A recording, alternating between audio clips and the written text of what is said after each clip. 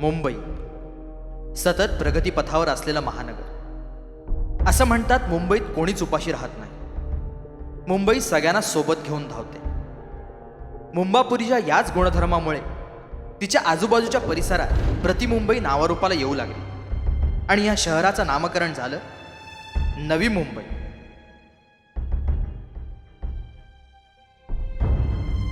येऊ घातलेला विकास स्वप्न दाखवत होता. तुमचं राहणीमान उंचावेल, सुखसुविधा असतील, नोकरी व्यवसायात नवनवीन संधी उपलब्ध होतील, तुमची चिमुकली उच्च दर्जाचं शिक्षण घेतील, उत्तम वाहतूक व्यवस्था असेल.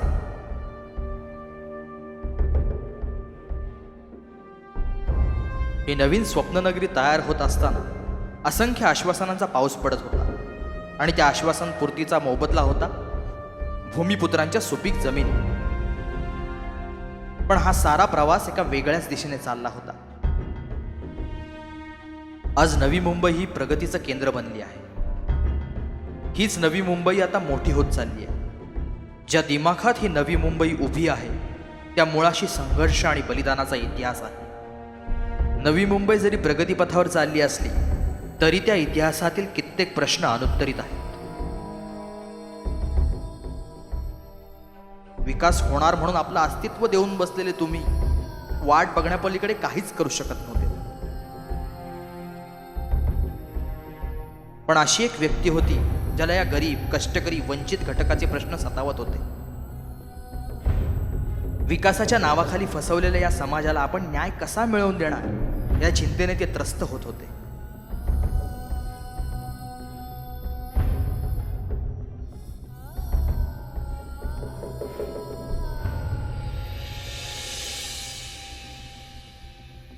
आमचा म्हातारी साहेब नसताना आम्ही रोडवरच मेला असता चिखलात.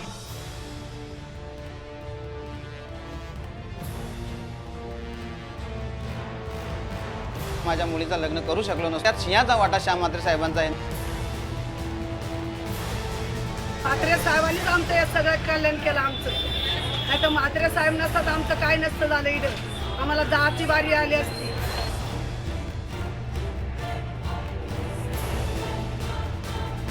श्याम म्हात्रे त्यांनी आमच्यासाठी, कर्मचाऱ्यांसाठी भरपूर कष्ट केलेले.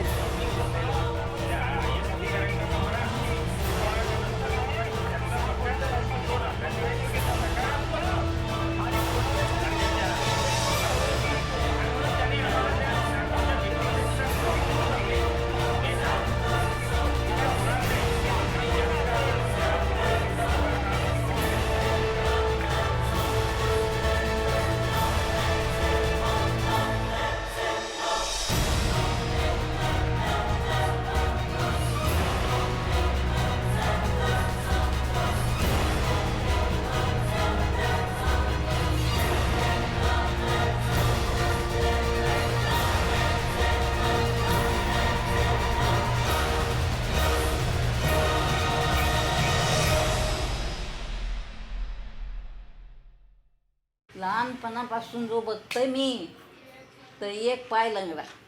हां न गरिबीन जन्माला आलं. आईस बापूस सगळे शेतकरी. एक राह आहे का घाबरला नाही तो, भ्याला नाही कणाला. पुस्तका नाही, अभ्यास कसा करू, काय कसा, पुरं कसा जाऊ. जो प्रसंग होता त्या प्रसंगात उभा राह होता न. आपला जो दिमाग आहे, बुद्धिमत्ता आहे, त्याचा वापर तो करी होता न. पास होय होता. आता राय होता कुठं बेलपारला. तनशी जाय होता जासईच्या हायस्कूलला. चालायला लागत होता. पाय तर लंगरा होता पण घाबरला नाही. असा पहिल्यापासून जिद्दी होता. मग त्यांचं बालपण की कितीतरी प्रतिकूल परिस्थितीमध्ये, म्हणजे ज्याला आपण वादळात दिवा लावणं म्हणतो तशा पद्धतीने, कारण शिक्षण हा फार नंतरचा दूरचा प्राधान्यक्रम होता. जगणं किंवा अन्नवस्त्र निवारा ही मूलभूत गरज होती आणि अशा अवस्थेत शिक्षण घेऊन ती स्वतः गरिबी सोसल्यामुळं त्यांच्या असं लक्षात आलं किंवा त्यांनी असं ठरवलं की बरं हे माझं उर्वरित आयुष्यसुद्धा या गरिबीच्या निर्मूलनासाठी आहे, त्या गरिबांसाठी आहे. ते हायस्कूलमध्ये शिकत असतानासुद्धा उरण तालुक्यातील मिठागर कामगारांच्या प्रश्न त्यांनी हाताळला. वास्तविक त्यावेळेला वाजेकर शेठही होते तिथे, तरीही त्यांच्यावर न थांबता त्यांनी तेथील मिठागर कामगारांचा जो व्यापारी मोठा होता मुसलमान, त्याच्याशी त्यांनी अतिशय संघर्ष केला. लालूच म्हणून त्यांनी पैशांची थैली त्यावेळी त्यांना दाखवली होती. तथापि त्यांना न भूलता त्यांनी आपला संघर्ष चालू ठेवला आणि त्यात यश मिळवलं. त्याच्यानंतर श्यामला त्याच्या काकांनी की श्याम, आता तुझा जर वैयक्तिक उत्कर्ष व्हायचा असेल तर तू आता इकडे शहरात यायला पाहिजे म्हणून त्याला सांगितलं. आणि त्याप्रमाणे कॉलेज शिक्षण त्याचं त्यावेळेला डोंबाळा कॉलेज होतं आमच्या इथे. तर त्यावेळेला त्याचं कॉलेज शिक्षणाच्या वेळेला तो आमच्याकडेच असायचा. ग्रॅज्युएट झाल्यावर सिडकोमध्ये कर्मचारी म्हणून नियुक्त झाले. ते अकाउंट खात्यात होते, कारण BCom झालेले होते. पण BCom हा विषय सोडला तर त्यांच्या अंगात जे नेतृत्व गुण आहेत ते तिथे गेल्याच सिडको युनियनची जे अध्यक्षपद श्री ठाकूर ॲडव्होकेट यांच्याकडे होतं, ते काही दिवसातच श्याम म्हात्रे यांच्याकडे आलं.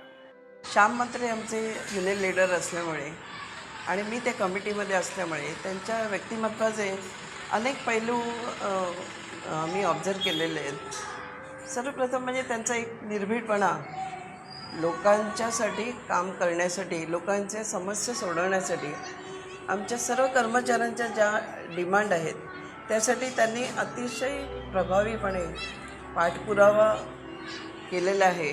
आणि ह्यासाठी इव्हन शासन दरबारीसुद्धा त्यांनी अतिशय मेहनत घेऊन आमच्या बऱ्याचशा कर्मचाऱ्यांच्या समस्या सोडवण्यासाठी फार प्रयत्न केलेला आहे.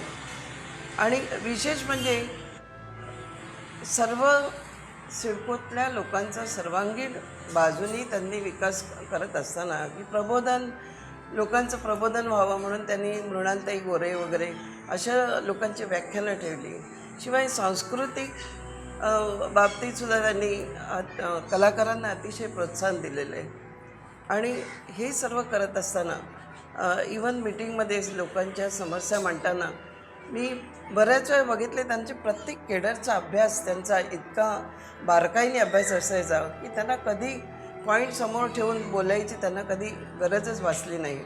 म्हणजे ह्यासाठी त्यांना आवश्यक असणार आहे की त्यांनी अभ्याससुद्धा त्यांनी केला आहे की लोकांच्या समस्या प्रभावीपणे मांडण्यासाठी एका नेत्यामध्ये जे गुण पाहिजेत ते पुरेपूर यांच्यामध्ये गुण आहेत. आणि यासाठी त्यांनी अतिशय धडाडीने बरेचसे निर्णय घेतले आहेत. यासाठी प्रसंगी आंदोलन, धरणं वगैरे असंसुद्धा त्यांच्या नेतृत्वाखाली आम्हीसुद्धा मला आठवते 5व्या वेतन आयोगासाठी आझाद मैदानावर त्यांनी ज्यावेळेस उपोषणाला सर्व बसले होते आणि आम्ही सर्व महिला, सिडकोतल्या सर्व महिला सर्वांनी म्हणजे इव्हन अटक करून आम्हाला अटक केली असताना कोणाच्याही चेहऱ्यावर मला भीतीचा लवलेश दिसला नाही. हे सर्वसामान्य आम्ही महिला असतानासुद्धा. याचं कारण एकच की त्यांच्यावर नेतृत्वावर असलेला त्यांचा विश्वास. ही गोष्ट 87-88मध्ये मी बोलतो आहे की सिडकोचे जे कार्यकारी अध्यक्ष असतात म्हणजे IAS ऑफिसर, त्यांच्यावर सुद्धा त्यांचा फार मोठा प्रभाव होता.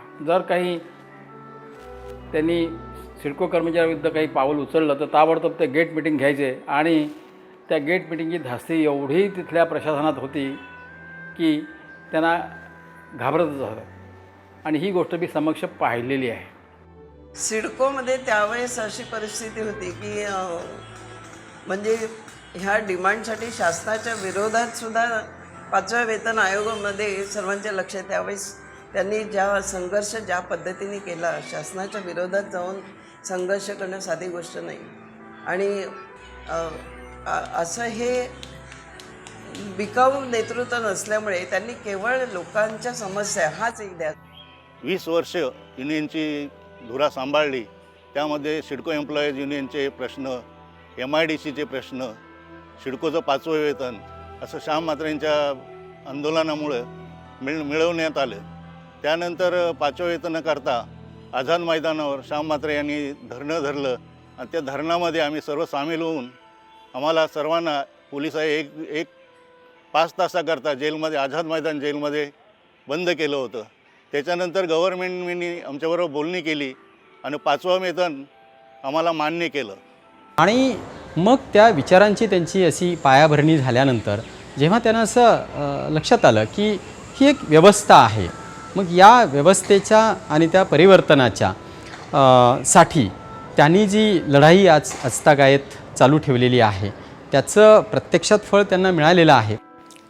ही श्यामची सगळी जी वाटचाल चालू आहे, एक पुरुषांच्या पाठीमागे त्याची स्त्री उभी असते आणि त्या स्त्रीमुळे त्याला सगळं पुढचं शक्य होतं की ते एकटा तो ते करू शकत नाही. बरोबर आहे ना? तर त्याच्यामुळे आमची रजनी ही खंबीरपणे, आणि रजनीची निवड करताना पण मी आणि त्याच्या काकांनी मिळूनच केलेली आहे. म्हटलं श्याम, त्याने आमच्यावर सोडलं होतं की काकी तुम्ही सांगा कुठली मुलगी म्हणजे. म्हटलं अरे ही मुलगी आपल्याला योग्य आहे. तिचे एक दोन विचार मला पटले त्यावेळेला. तर तिने आज इतकं खंबीरपणे त्याच्या पाठीमागे साथ दिलेली आहे. आता काही कार्यकर्ते तुम्ही बघाल तर आमच्या घरी येतात तेव्हा त्यांचं चहा पाणी नाश्ता, काही वेळेला जेवणं पण होतात. तर मुलींनीसुद्धा म्हणजे श्रेया, तिचे मिस्टर म्हणजे आमचे जावई श्रुती पण आज हे आहे, आर्किटेक्चर आहे. तर ते असा हा संपन्न परिवार त्याचा पाहिला की मग असं वाटतं की सुख म्हणजे तरी काय हो, ह्याच्यापेक्षा एका आईला दुसरं सुख नको असतं. आमचा विवाह सन 1983 झाल्यानंतर आम्ही बेलपाडा गावी राहत होतो. काही काल एखाद वर्ष बेलपाड्यावरनं माझी मिसेस सौ रीना म्हात्रे ही नोकरीला असल्याकारणानं आणि तिची नोकरी मुंबई येथे असल्याकारणानं बेलपाडा तो मुंबई असा प्रवास करते. मीही सिडकोमध्ये सर्व्हिसला होतो. मी याच्या वाशीला येत असे.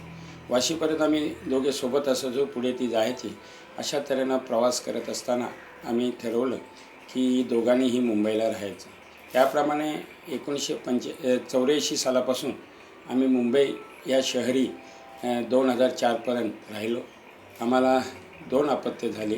त्याच्यामध्ये श्रेया मोठी मुलगी, श्रुती दुसरी मुलगी. आणि ह्या दोन्ही मुलांचं शिक्षण, बालपण, शिक्षण हे अत्यंत चांगल्या प्रकारे माझ्या सौ रीना म्हात्रे हिने सांभाळलं. आणि त्याच कालामध्ये श्रुतीच्या जन्माच्या वेळेला मी युनियन क्षेत्रामध्ये प्रवेश केला. युनियन क्षेत्रामध्ये प्रवेश करत असताना सामाजिक क्षेत्रामध्ये प्रवेश केला. त्याच्यामुळे सातत्यानं मी कुटुंबापासून थोडासा दुरावलो. वेळ जरी कमी त्यांनी दिला असेल, पण ज्या प्रमुख अशा महत्त्वाच्या अशा वेळेला वेळ त्यांनी जो दिला, ती वेळ माझ्यासाठी खूप महत्त्वाची होती. आम्ही खूप लहान होतो आणि माझी आई ही नोकरी करत होती आणि माझे वडील ही नोकरी करायचे. पण माझ्या आईच्या नोकरीचं वेळ अशी काही होती की सकाळी तिला 6:30 वाजता घर सोडावे लागत असे. एखाद्या लहान मुलाला असं असतं की डोळे उघडले की आपली आई समोर हवी असते, पण आमच्या बाबतीत काहीसं वेगळंच घडलं. डोळे उघडले की आम्हाला आमचे वडील समोर दिसायचे. त्याचं कारण हे की माझी आई नोकरीसाठी, अर्थात आमच्या कल्याणासाठीच ती नोकरी करत होती, म्हणून ती सकाळी 6 वाजता घर सोडत असे. सकाळी उठल्यानंतर वडिलांचा चेहरा पाहण्याची जी सवय पडली ती आजवर. आणि सकाळी 7 ते 9 ही 2 मुली आणि एक वडील ह्यांचीही वेळ आणि त्यांचीही तारंबळ हे आमच्यासाठी खूप म्हणजे आयुष्यभराच्या त्या आठवणी असलेली ते वेळ होती. 7 ते 9 म्हणायला गेलं तर 2 तास, पण आमच्यासाठी अगदी त्या 7 ते 9 म्हणजे काय करू आणि काय नाही करू अशी ती वेळ. 7 ते 9मध्ये काय घडलं असेल, अनेकांना प्रश्न पडला असेल असं 7 ते 9मध्ये काय. तर 7 ते 9मध्ये असं होतं की कानावर फोन आणि कपड्यांवर इस्त्री आणि त्या कपड्यांवर पंचकोनाची सवय पडली आम्हाला ती कायमस्वरूपी. आणि त्यातून असं होतं की कुठे हातात फोन आहे, कोणाच्या लोकांचं काम करायचं आहे, कोणासाठी तरी धावून जायचं आहे. असं असताना देखील माझ्या मुलांना काहीतरी माझ्या मिसेसने केलेलं आहे ते मला देऊ करायचं आहे. त्यांना सॉक्स घालण्यापासून त्यांनी आमचं केलं. म्हणजे अगदी सकाळची जी आईची भूमिका ही आमच्या वडिलांनी पार पाडली. आणि असं म्हणता येणार नाही की बाबा त्यांनी कधी कुटुंबाला वेळ दिला नाही. ज्या वेळेला त्यांनी वेळ द्यायची होती ती वेळ त्यांनी पूर्णपणे दिली. आणि नंतर असा दिवस जायचा की 9:30ला ते गेले की रात्री त्यांचं येणं म्हणजे कधी निश्चितच नसायचे. कधी 12, कधी 1, कधी 2 आम्ही वाट पाहायचो आणि त्या वाट पाहण्याची मजा ही काही वेगळीच होती. आणि संध्याकाळी 6:30 वाजता ज्यावेळी आई घरी यायची त्यावेळी कसं असतं की जनरली असं आपण पाहतो की वडील नोकरीहून येतात आणि मुलांचा अभ्यास घेतात, मुलांना विचारतात किंवा आपल्या मिसेसला विचारतात, बाबा काय झालं दिवसभरामधलं, जाणून घेतात. पण असं झालं आमच्या बाबतीत की संध्याकाळची बापाची भूमिका जी असते ती आईने निभावली. तर असं कुठेही आम्हाला झालं नाही की आईने कमी वेळ दिला, वडिलांनी कमी वेळ दिला, दोघांनी बॅलन्सिंग केलं. परंतु सारी जबाबदारी माझी मिसेस सौ रीना म्हात्रे यांनी सांभाळली. अत्यंत जबाबदारीनं दोन्ही मुलींना ग्रॅज्युएट केल्या, एका मुलीला डबल ग्रॅज्युएट केली. आणि मग ते सर्व होत असताना सामाजिक आणि कामगार क्षेत्र ही चळवळ चालवत असताना मोठ्या प्रमाणात संपूर्ण महाराष्ट्रभर माझं नाव झाल्यानंतर अनेक मोर्चे, अनेक धरणं, अनेक उपोषण ह्या गोष्टीच्या माध्यमातून माझा परिचय राजकीय क्षेत्रातील दिग्गजांच्या सोबत झाला. मग ते शरद पवार असतील, दिबा पाटील असतील, दत्ता पाटील असतील, गणपतराव देशमुख असतील, या व्यक्तींसोबत परिचय झाल्यानंतर त्यांनी 2004 साली बॅरिस्टर अंतुले साहेबांच्या आणि शरद पवारांच्या आणि डी बी पाटील, दत्ता पाटील, खानविलकर आणि भाई सेठे ह्या दिग्गजांच्यामुळं मला राजकारणामध्ये प्रवेश करावा लागला. आणि 2004 साली आम्हाला मुंबई सोडावं लागली आणि मुंबई सोडून आम्ही या घरामध्ये आलो. या घरामध्ये 2004 ते आत्तापर्यंत 14पर्यंत अत्यंत आमचं संपूर्ण कुटुंब चांगल्या प्रकारचं एकोबाने आम्ही राहत आहोत. बंधनात बांधलेला राहील तो श्याम कसला असं मला वाटलंच होतं आणि ते तसंच झालं. त्याने जॉब सोडला. हा एक मुद्दा येत होता की नोकरी सोडावी की न सोडावी. त्यावेळी माझ्या आईने खूप धीराने आणि धैर्याने त्यांना सांगितलं, तुम्ही तुमच्या समाजकारात व्हा पुढे, मी तुमच्या पाठीशी आहे, मी स्वतः कमवत आहे, काही पुढे प्रॉब्लेम येणार नाही आपल्याला. आणि त्या एका शब्दावर त्यांनी त्यांची हिंमत एकवटली आणि ते पुढे निघाले. आपल्या घरचं वातावरण पारंपरिक स्वरूपाचं होतं. भात शेती, मिठागरे आणि भाजीचं उत्पन्न यावर कुटुंबाचा उदरनिर्वाह चालत असे. शिक्षणाचा दिवा आपले वडील पदाजी यांनी लावला असला तरी तो तेवत ठेवण्याचं काम आपण केलं आणि त्याचं फलित म्हणजे आगरी शिक्षण संस्था.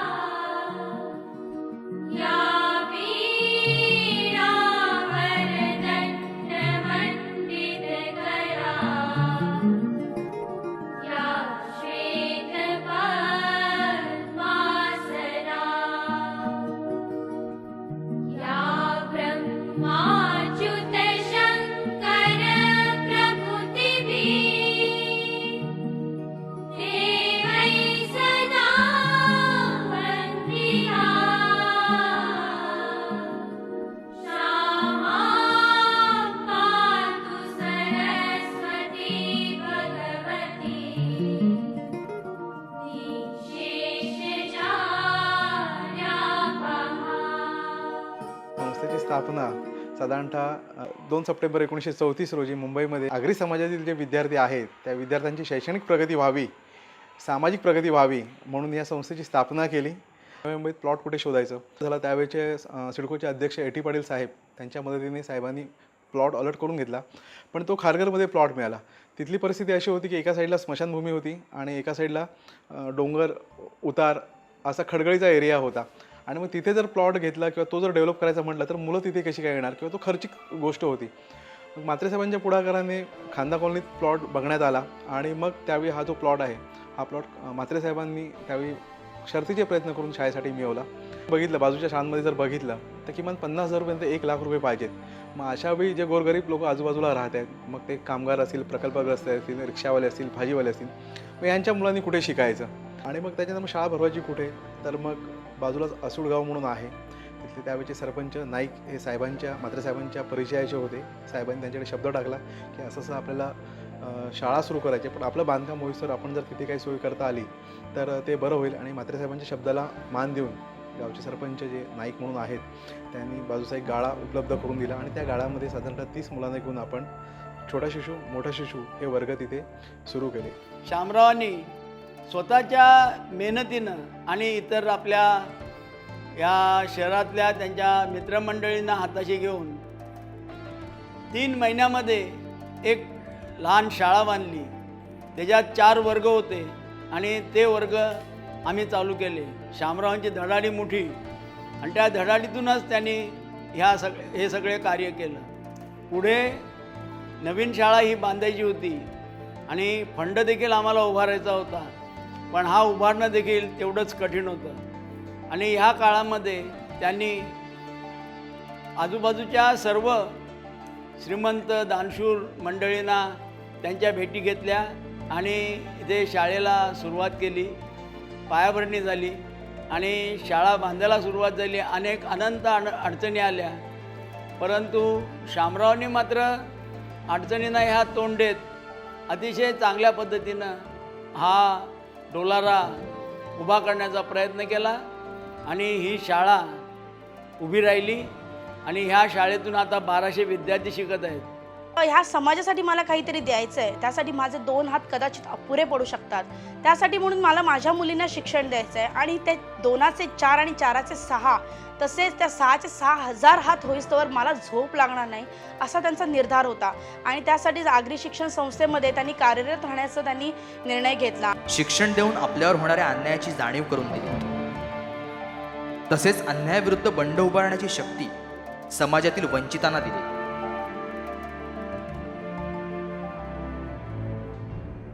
मात्र जर आमच्या आयुष्यात नसते ना, तर 14 वर्षापूर्वीच आमचे हे मच्छीमार आहे ना, एवढ्याला ते समुद्रामध्ये वाहून त्यांची हाडं पेढं देखील पाहायला मिळाली नसती. त्यांच्या येण्यानं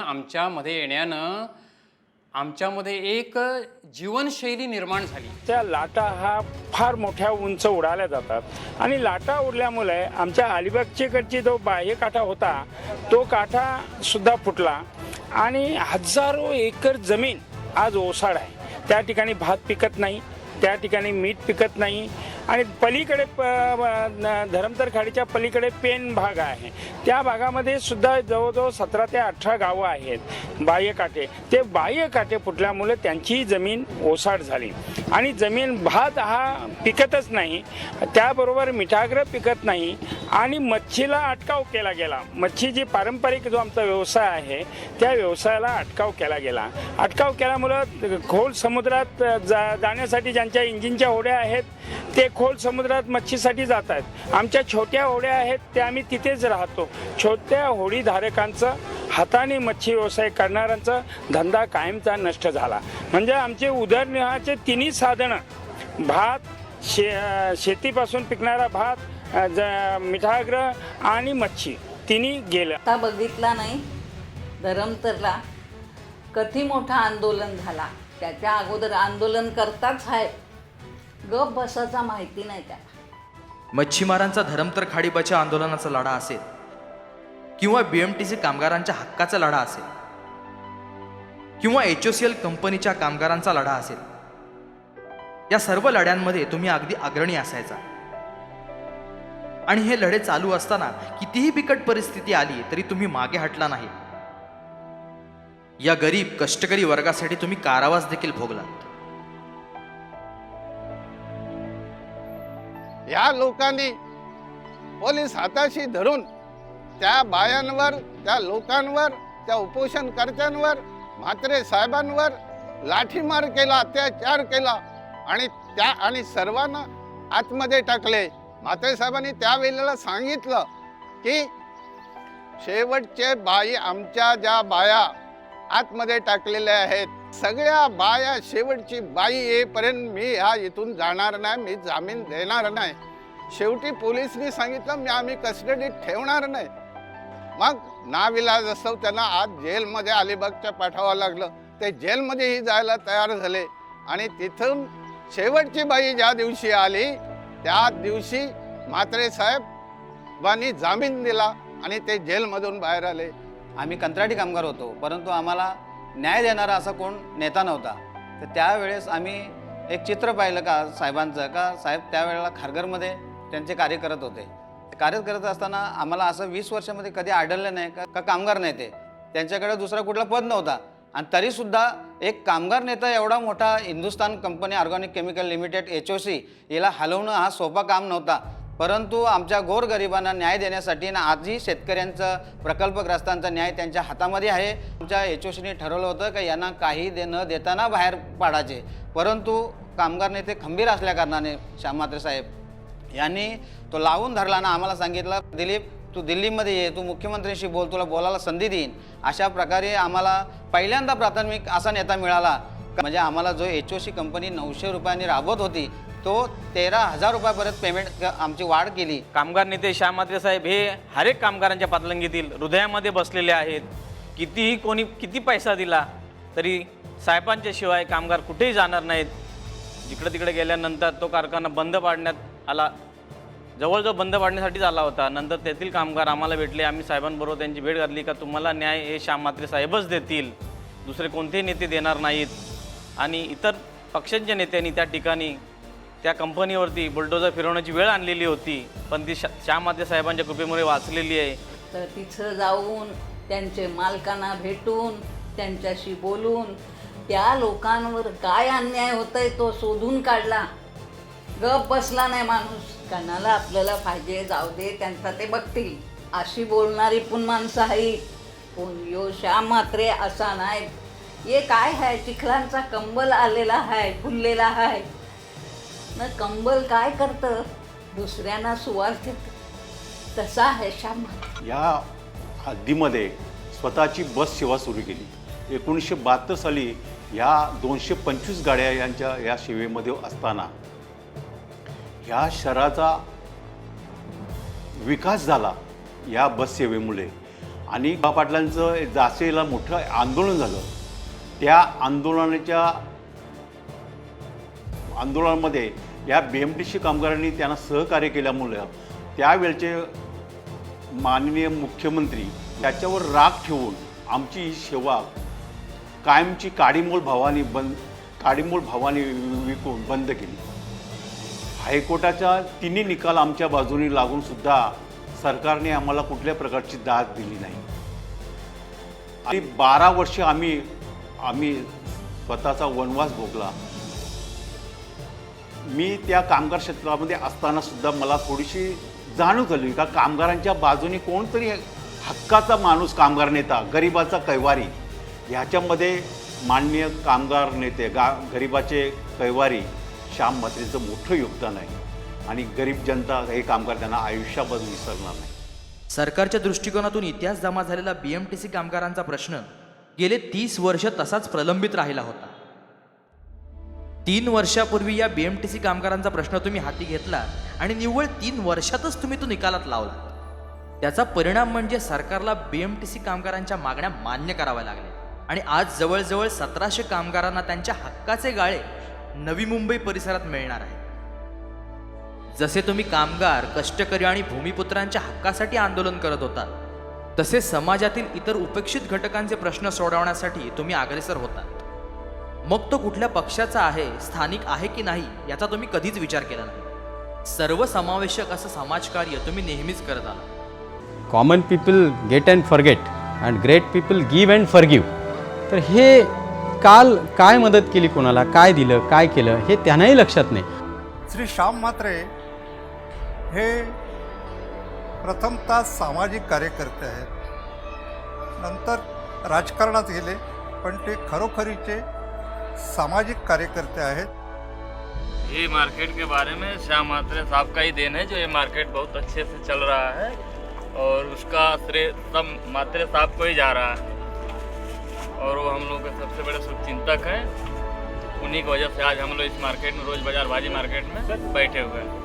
म्हणजे जे आमचे संसार आहेत, जे लहान लहान मुलं आहेत, आमचे शेतकरी आमची काही नोकरी वगैरे नाही, आमच्या नवऱ्यांना नोकरी वगैरे नसते, आणि जे काही जे विधवा आहेत त्यांना त्यांची मुलं लहान लहान आहेत, तर श्याम म्हात्रेंचे जे आम्हाला मार्ग दाखवला ते चांगल्या प्रकारे दाखवले, म्हणजे संसार आमचे उभे केले.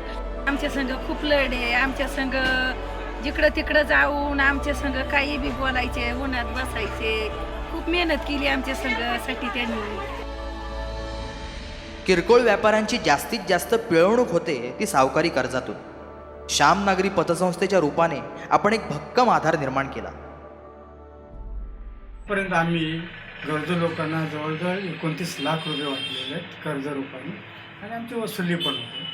आज इथे बरेच असे गरजू लोक येतात का ज्यांना बँका कर्ज देत नाही, का जिथे जिथे असे का बँक सांगते हे आणा ते आणा, तर एवढी कागदपत्र गोळा करा अमुक तमुक, ते त्या कटकटीतनं वाचावं किंवा एक 10% जो प्रकार इकडे चाललेला होता तो श्याम म्हात्रेंच्या लक्षात आला आणि त्यांनी हे केलं का आपण ही संस्था स्थापन करूया. त्यांच्या सहकार्याने इथे संस्था स्थापन केली आणि गरजू लोकांना आम्ही कर्ज जास्तीत जास्त कर्ज कसं देता येईल हे विचार करतो आणि त्या 10% सावकारी पाशामधनं कसं सुटता येईल हे श्याम म्हात्रेंचं एक पायावर आहे आणि त्यांचा म्हणजे एक विचार येतो का हे गरजू लोक कसे सुटतील. अहोरात्र तुम्ही निस्वार्थी भावनेने आपल्या तब्येतीची तमान बाळगता अन्यायाविरुद्ध लढत होता. इस्पितळामध्ये उपचार घेत असताना तुम्हाला एकच चिंता सतावत होती. मी जर आज पडून राहिलो तर माझ्या ह्या कामगारांचे प्रश्न सोडवणार कोण, हा प्रश्न त्यांच्या पुढे त्यांना सतावत होता. साथ दिली तर आम्ही देवाजवळ त्यांच्यासाठी करणार नाही प्रयत्न, का नाही करणार. हा पायाला लागला ना, पोट खाली होती का काय झालं होतं ना, ते आता बरी आहे ना, त्यांची तब्येत बरी आहे. देव अजून त्यांना चांगलं ठेवू. मी या करीन म्हणजे करीन. माझ्या नजरे देखत त्यांच्यावर बरीच संकटं आली पण ते कधीच डगमगलं नाही. असा हा स्वभाव, या असा स्वभाव तयार झाला. यो स्वभाव क्षत्रियाचा आहे. आगरी माणूस क्षत्रिय आहे, घाबरत नाही, झुंजार आहे आणि खरंच आहे. श्याम म्हात्रेंमध्ये हे सगळे गुण आहेत.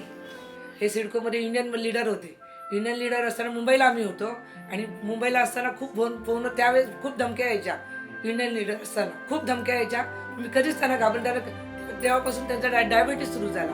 मी सपोर्ट त्या सगळ्यांना उरून पुरली, प्रत्येकाला उत्तरं देत आली. त्याच्यामुळे तेव्हापासून मला डेअरिंग आलं ते आजपर्यंत. मी कधीच घाबरले नाही, किती प्रसंग येऊ माझ्या डोळ्यातून कधी पाणी मी काढत नाही. आगरी माणूस चिखलान देवतं, चिंबोरा येतं पायाखाली. काय करतं, घाबरतं, धावतं नाही. चिंबोरं पाय देतं, 2 शिंगरं त्याचं तोरतं न डोंबून टाकतं, चल मी तुला खातोय. यो गुण आहे आगरी माणसा. तर यो जो सगळा हाय गुण आमचं श्याम म्हात्रे असंच पुढं जाऊन दे. आज आजारी असलं, शीक असलं तरी काय हरकत नाही. पण या अशा शिंगऱ्या मोराच्या माहिती झाल्या त्यांना कतीची मोरी आली तरी मोरतील ते न शिंगर टाकतील न देवबुलान आणि घेऊन जातील. तर असं या श्याम म्हात्रेला उदंड आयुष्य लाभू दे. आमचं उरलं सुरलं आयुष्य पण त्यांना देऊन दे देव. आणि सुखान राहून दे आणि अशी मान्यता मिळून दे अशी मी बोलते. अशी माझ्या तो तिथे देव आहे श्याम, त्याला सांगते भगवान कृष्ण. आपण आपलं संपूर्ण आयुष्य अन्यायाविरुद्ध लढला. हा लढा देताना आपल्याला वेळ प्रसंगी आपल्या स्वकीयांशी देखील लढावं लागलं. जेव्हा जेव्हा आणि जेथे जेथे धर्मचारणाचा ऱ्हास होतो आणि अधर्माचे वर्चस्व होते त्यावेळी हे भारता मी स्वतः अवतीर्ण होतो असं श्रीकृष्णाने सांगितलं आहे. जेव्हा आम्ही आपल्या प्रवासाकडे पाहतो तेव्हा आम्हाला या कृष्णरूपी श्यामची आठवण होते. साहेबांना म्हटलं की साहेब हा सगळा तुम्ही काय खटाटोप करताय, ह्याचा मोबदला काय हो तुम्हाला. तर साहेब काय भूक लागली होती साहेबांना. तर साहेबांनी काय केलं, दुपारची वेळ झाली होती आणि साहेबांनी काय केलं, एका माऊलीच्या हातातली भाकरी त्यांनी दिली. त्या माऊलीनं त्या भाकरीवर सुकट होती, सुक्या मच्छीची, ते कालवण म्हणतो आम्ही, ते होतं. ते साहेबांनी अर्धी भाकरी घेतली आणि उभं राहूनच खात होते. बघा एवढं मोठा व्यक्ती की त्यांनी त्या माऊलीकडनं अर्धी भाकरी घेतली. दिवसभर उपवाशी हॉटेलमध्ये वगैरे कुठे खाऊ शकले असते मित्रांबरोबर.